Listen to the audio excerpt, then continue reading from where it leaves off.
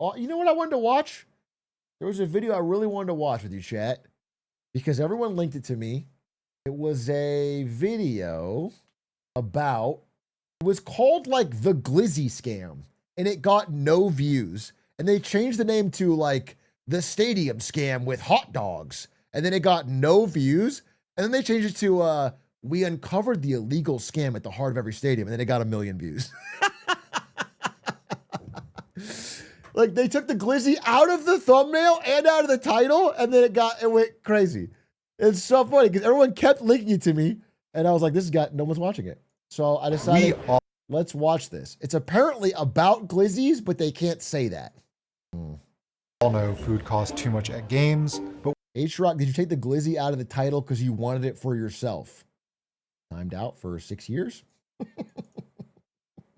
what if I told you this slice and this beer and these hot dogs are all part of an illegal scheme perpetrated by billionaires? I'm used to outrageous prices, but this is just a special kind of hell. Okay. I'm at Madison Square Garden, not just for a mildly stale pretzel, but to meticulous. I'll say it. Madison Square Garden, not just for a mild. I don't give a fuck what this video is about or what you guys are going to say. I love pretzels like this, and I would pay $8 for it. I don't give a fuck. Sue me. I love a tasty fucking ballpark pretzel. Little salt on there, little cheese dip. It's fucking awesome. It's great. I never feel bad when I eat it. I love pretzels. I can't wait to open a Wetzel's Pretzels. When I go to Lakers games at Crypto Arena, the Crypt, they have actual Wetzel's Pretzel stands there. And I get a Wetzel's. I'll get a cinnamon one sometimes. I'll get a salt one sometimes. And I fucking go crazy for it. And that's probably why I gained a bunch of weight last year, going to fucking Lakers games and eating pretzels all the time. Haven't done it this year, but I can't wait to go back, okay? Love Wetzel's Pretzels. Mildly stale pretzel, but to meticulously catalog and quantify just how badly we're getting ripped off. All to prove a point. We don't have to live like this. Because there is something felonious about these franks. What? And something we can do about it. I should start with a story that for months now I've been obsessed with. The story of a guy who is fed up with skyrocketing prices and unprecedented inflation. Not today, but 1978, when a high school teacher named Ron Gordon waged a one-man war against the price of a hot dog. And I think part of my obsession was this. There was something we've lost since Ron's day that held the secret for how we can bring down the skyrocketing cost of being a sports fan today. I had to find him. So I packed my bags for California to figure out what he knew and what he could teach us. You haven't used the word crazy yet. That's good. I'm Ron Gordon, friend of Alec Opperman, who's out here from New York, thinking, what a mistake I made. In 1978, Ron caught wind that the price of a hot dog was going up by a nickel at San Francisco's nickel? Candlestick Park. The reason? A new health ordinance mandating that vendors wrap their wieners. That nickel would pay for the labor and bring the total cost to 75 cents. But to Ron, the math seemed wrong. He became convinced that the concessionaire, the Stevens Company, was pulling a fast one on Giants fans. And the owner, Bob Lurie, had his hands in the profits. He called everyone. Ron, you have been, have you lost a little bit of sleep doing this? He called Stevens' meat supplier, got quotes on the price of the Doughboy wrapping machine. I lost a lot of sleep. I spent a lot of time. I spent like 300 hours on this thing. What Ron discovered was that Stevens would recoup their cost and a whole lot more. The total amount of money which they take in would be $91,000, which is an awful lot of money, there's no question. That's over $400,000 in today's money. Ron took his beef to San Francisco's Park and Rec Board. I'm not gonna, this video is interesting and I do like it, but is the conclusion that the vending machine, or the hot dogs and pretzels and drinks at stadiums are overpriced? Is this video about the sky's blue? But yeah, fucking course. Of course, yeah, everyone knows that. That's not even no one even debates it. They wouldn't even debate it. could veto the price hike. One suspicious piece of math was just how fast Candlestick could wrap a hot dog. They were wrapping 2.47 hot dogs per person per minute in 1978. And a year later, I guess they got some practice at it, slowed it down, and they were only wrapping 1.6 hot dogs per person per minute. So Ron, in front of the Parks Board, proved them wrong. I wrapped hot dogs while I was lecturing them about the wrong they were doing. You wrapped 12 and they could only wrap 2.7. Right. I know Reckin Park was irritated with me. The more elaborate I got, the less pleased they were. I gave them every detail in every order that I had gotten from the Giants or from them. I mean, they were waiting for me to finish and go away, and then they could leave the hot dog prices the way they were. Jack may be nimble, Jack may be quick, but the 5-cent bite continues here at Candlestick. Ron lost this battle, but the Wiener War wasn't over. Because behind Ron's gambit was an understanding that his local government had the power, even the responsibility, to do something about this. It started with who actually owns and pays for stadiums. In Ron's case, Candlestick Stadium was built using public money. This is the problem. It's the same for many stadiums today. Dude, I want to make a video about the new Chiefs Stadium this year. It's actually, I was digging into it over holiday break because my dad was talking about it so glazingly. And it's actually so fucking predatory. It's crazy. It is crazy. I literally, I'll save it. Because I went and I took a map of the different tax districts, and then I found the line of where they are even pulling the taxes for that stadium and how it avoids certain rich neighborhoods. And they are literally pulling only the taxes of the poor neighborhoods to pay for a stadium it's fucking, I'm trying to work out, maybe I'll try, if I could do it for Super Bowl weekend, it would actually be fire. Even after they're built, most stadiums get mountains of your taxpayer money because they claim they're a public good. Take, for instance, Madison Square Garden. They get a special break on property taxes that has cost New York hundreds of millions of dollars. In fact, most stadiums are exempt from property taxes. And what are we getting in return for all the free money we're showering on billionaire stadium owners? A boost to the local economy? Not really. Study after study finds they are a terrible deal. And do we get affordable tickets? Obviously not. From 1999 to 2020, ticket prices grew twice as fast as inflation. One driver of the continued increases, dynamic pricing. But billionaires get a great deal, a license to commit highway robbery at the ticket booth and concession stand. Stadiums used to have shame. The business culture across the board, not just in stadiums, has grown more craven, more opportunistic, more willing to take advantage. 11 and a quarter for a hot dog? A single hot dog? PSA, don't get the double vodka lemonade at Madison Square Garden. It'll cost you $45. What the fuck? Ron's 75-cent hot dog would, in 2025 dollars, cost you about $3.71. Today, in the same city, you'd pay $9 at a 49ers game. Consumed by this glizzy grift, I reached out to this guy you've heard from before, a lawyer and former government official who had some surprising news. Charging too much for a hot dog in a stadium is already illegal under the prohibition on unfair practices, which most states already have on the books. When you're in a stadium, you only have one choice. And what that means is the stadium has effectively monopoly power over you. These unfair and deceptive practice laws can be wielded right now by state attorneys general, or even the federal government, to bring down prices. Regulators use them all the time. I mean, what you could do as the state is, if you are going to subsidize, if we're going to give you a tax break or we're going to give you taxpayer money to help build your stadium, then there's like certain rules you could force them to abide by. It's not a private business at that point. And one of them could be that vendors are not owned or locked into an exclusive contract with you. And in fact, someone else could manage the vending area. So like if there's the vending area of the stadium, you could have multiple hot dog vendors all competing instead of it all being one an exclusive contract that can charge whatever the fuck they want. For all kinds of behaviors that exploit consumers, like price gouging during natural disasters. But I was skeptical. If it's so clearly illegal, why has nothing happened about this? Regulators and attorneys general have grown complacent. They've gotten used to the high prices in stadiums just like we have. I think it's just a lack of imagination, a lack of will. Corporate America has realized that they can overcharge because enforcers aren't going to stop them. It's not just lawsuits. State agencies across the country could write rules explicitly banning price gouging at the concession stand under these unfair practice laws. See, here's the thing. Here's why the fucking the simple, we'll just make a rule, doesn't work. If you go to these guys and you go, you can only charge X amount for a hot dog, then what happens is they make up the difference by reducing quality. You just get a shittier and shittier product.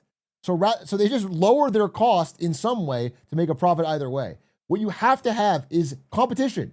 If there's multiple vendors who are all in their own self-interest trying to give you a better hot dog for a different price, then they will undercut each other and you will get, but right now you don't allow them in. They get complete monopoly on who gets to vend there. That's the fucking... But there's an even more direct solution. Those terrible public-private partnerships that owners love to exploit. When I was reviewing Madison Square Garden's own financial reports, something caught my eye. This line, under a section called Economic and Operational Risk. The report highlights the danger of the government pulling their special zoning permits. They have to get renewed every 5 or 10 years. And their $43 million a year tax exemption. Now, wouldn't it be a shame if the city asked for something in return? Or any other city for that matter. We seem to be one of the few countries, in fact, that finds sports price gouging acceptable. In 2016, 10,000 Liverpool fans walked out of a match to protest 77-pound tickets. They chanted, "Enough is enough! You greedy bastards! Enough is enough!" to the team's American owners. In 2025, according to The Athletic, the most expensive ticket is 61 pounds, about $80 US. My Knicks ticket alone cost $277. That's about the same as the average cost of an NFL ticket. If we want to bring these fucking costs down, we need to import chavs. If we brought in enough football chavs and made them go to, not worth it. If you give a mouse a cookie situation, we might end up with worse problems.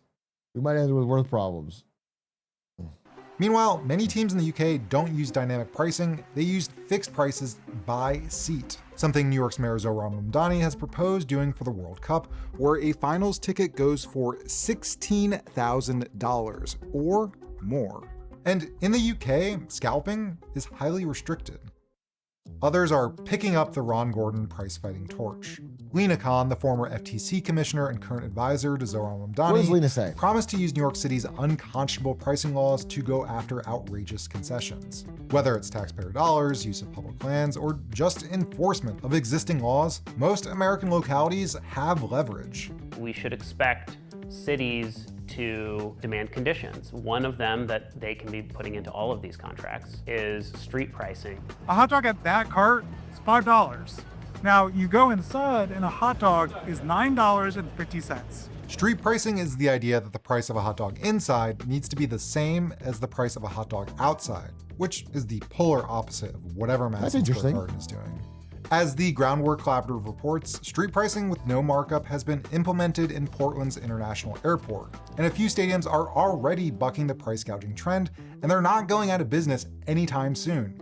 The point is, we have the power to stop price gouging, even if our elected leaders you can do with airport food, can't same thing, or won't. That's what the Parks Board tried with Ron to shoo him away. But sometimes officials just need a little public pressure, or one dogged pursuer of justice. They brush you off. What makes you want to keep going? Because I was right. They're doing something wrong. And if nobody's going to help you, then redouble your efforts and do some more. When the Parks Board didn't take him seriously, Ron went to the press. He took it national. He wrote and called anyone and everyone. He got a letter from the White House, and economist Milton Friedman told Ron to spend his time more fruitfully. But besides the rebuke from a Nobel-winning economist, the pestering worked. Sports Illustrated covered it a couple times. The Wall Street Journal did it. Sport Magazine, CBS National News. Did he get the You sound GLIZZY like down? you're about to say, give me liberty or give me debt. Well, it's more a matter of give me fairness and give me my nickel. Ron's one-man crusade finally moved the parks board. You wouldn't blame Californian Ron Gordon for shouting hot dog. This week, San Francisco's Park and Recreation Board ruled that Gordon was right and they were wrong. But he was one man fighting against one nickel in an unending march of rising prices. 47 years later, my total bill at Madison Square Garden was $638.53. What the fuck did you buy? $555.60 was 2 tickets. And those were the cheap seats.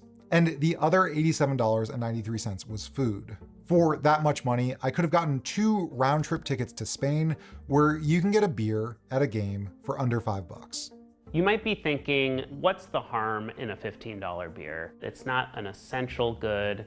It's not, your monthly bills. But we all deserve to live in an economy where you're not just scraping by, that you actually have a chance to have joy and be entertained and go to a sports game. We can live in that world. We used to live in that world. Ron tried to keep that world alive, just a little bit longer. But he did so at a huge personal cost, mostly phone bills. I spent over $3 grand fighting them on hot dog prices. Do you know what that is adjusted for inflation? Because I've done the math. No, I'm not going to give a refund to my wife. It's $14,000. Ooh. How does that make you feel? Broke, poor, but it was an investment in justice. Ron hasn't been to a game in about 30 years. Even back then, the big money pouring into sports didn't sit right with him. The heroes are in the stands. I mean, the heroes in society. So I got tired of it. And yes, it did leave a bad taste in my mouth. You told a reporter. The more I knew about it and the less other people did about it, the more it became my responsibility. Do you remember saying that? No, but good for me. That's the truth. And once you know that much, don't quit. This guy Go make loves a his difference glizzies. for other people is important. I mean, I taught high school for 38 years, hopeful of making it a better world. If you work in the food industry or sports, we'd love to hear from you. Drop us a line at stories@perfectunion.us. Thanks for watching. Yeah, I don't know. I mean, you could have cities or states fund stadiums and then run them like a public good. You could do that. The problem is, for things like concert ticket prices being too expensive, the thing is that people are buying them. And if you underprice them, people just buy them all up and scalp them. It's like tough to say. It's just like there's so many seats and people have a greater demand for it. So you could force every stadium to have a spaghetti policy. What does that mean? A spaghetti policy? Fuck scalpers? Yeah, but they just exist. I mean, even if you ban, if you don't ban transfers of tickets, then it's just a lottery, I guess, and then people can't go when they want to go. I guess you could try. I mean, if you think that's better, that everyone's just random, but then you have to wait. Then it becomes like a waiting in line thing. Generally, it becomes who can wake up earliest and whatever. So yeah, I don't know. It's tough to introduce competition though in something like only one Taylor Swift concert. You can't really compete with it. She's got a monopoly on beating Taylor Swift, so you can't you clone her? We need government clones?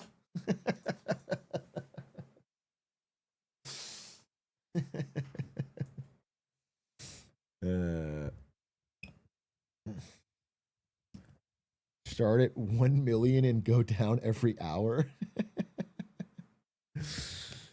You can make the tickets a lottery. Yeah, you can make some of the tickets a lottery.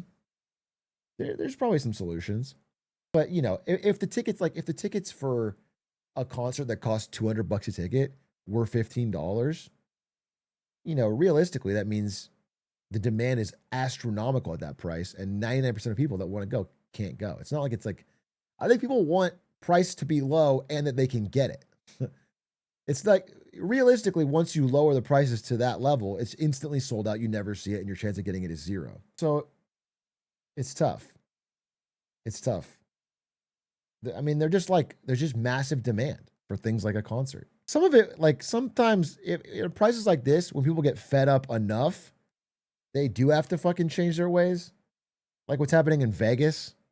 Vegas is getting kind of desperate right now. They fucking gouge people for so fucking long. And now Vegas is offering all these deals and they're desperate. They're trying to get people back because they can't fill hotels. But that's when people give up on the entire idea.